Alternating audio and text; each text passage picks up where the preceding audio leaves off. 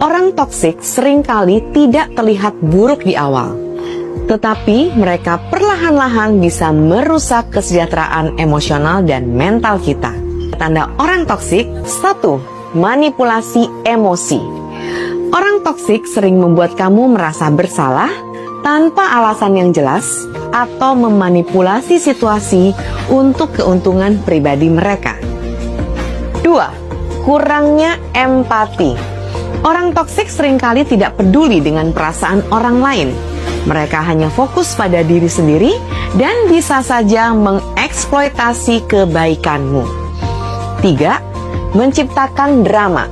Mereka cenderung menciptakan konflik atau drama yang tidak perlu, membuat orang-orang di sekitarnya merasa cemas dan stres.